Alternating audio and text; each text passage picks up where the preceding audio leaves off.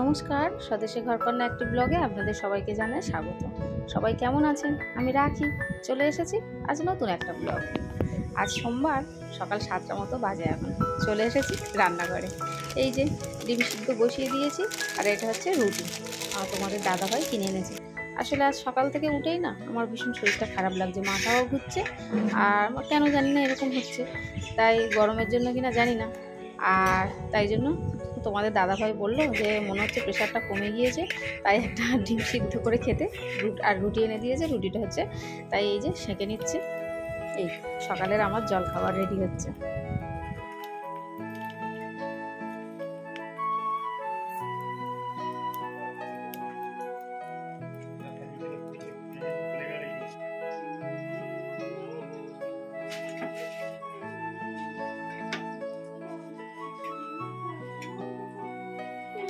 এই যে সকালের জল খাবার আমার রেডি, রুটি সেঁকে নিয়েছি, আর এই যে ডিম সিদ্ধ।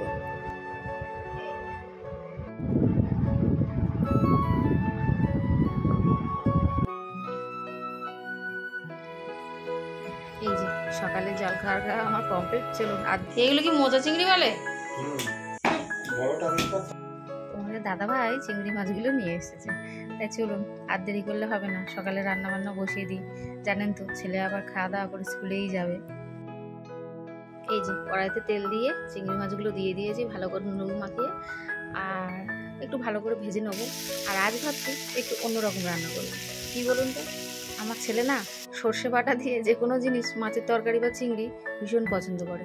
তাই ভাবলাম আর চিংড়ি মাছগুলো সর্ষে আর পোস্ত দিয়ে রান্না করব।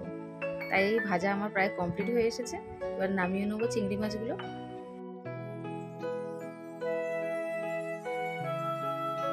এই যে কড়াইতে যে তেলটুকু বেশি ছিল তার মধ্যে দিয়ে দিয়েছি আলুগুলো একটু ভালো করে ভেজে নেবো, তারপর এক এক করে মশলাপাতিগুলো দিয়ে দেবো।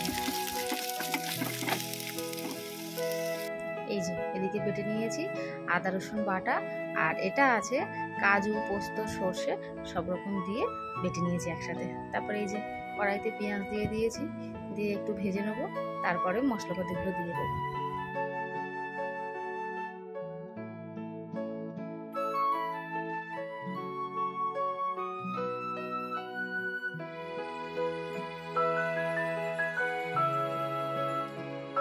এই যে আমার মশলাগুলো ভালো করে কষানো হয়ে গেছে, আর কি সুন্দর কালারটা এসেছে দেখুন। এই যে এবার জল দিয়ে দেবো। এই যে তরকারিটা ততক্ষণ হতে থাকুক, চলুন বাইরে থেকে আপনাদেরকে একটু ঘুরিয়ে নিয়ে আসি। এই যে আমার গাছে কত সুন্দর আজকে ফুলগুলো ফুটেছে দেখুন, আর এই কালারের ফুলটা না এত সুন্দর দেখতে, কি বলবো।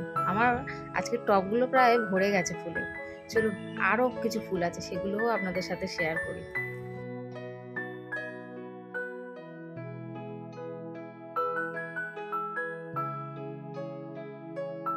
চলুন আর বেশিক্ষণ বাইরে থাকলে হবে না, তরকারিটা যেহেতু বসিয়ে দিয়ে এসেছি, চলুন এবার ভিতরে যাওয়া যাক। এই যে তরকারি প্রায় হয়ে এসেছে, তাই চিংড়িগুলো এখন দিয়ে দিলাম। চিংড়িটা দিয়ে একটু ফুটিয়ে নামিয়ে নেব।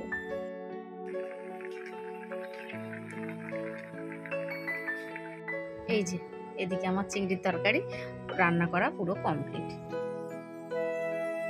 চলুন ছেলে আবার স্কুলের জন্য রেডি হচ্ছে কিনা দেখি। রেডি? খাবি কখন? তাড়াতাড়ি খেয়ে নে, একদম পুরো রেডি। খেয়ে নাও তাড়াতাড়ি, টাইম হয়ে গেল তো। সংকল্প একদম রেডি, চলো খেতে চলো।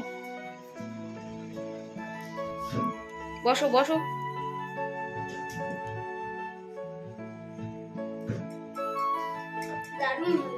দারুণ হয়েছে রান্না?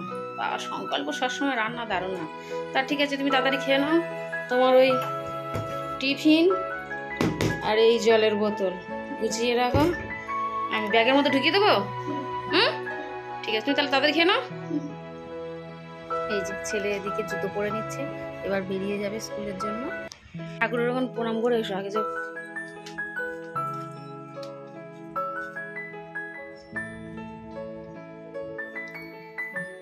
একটা ভালো টাটা।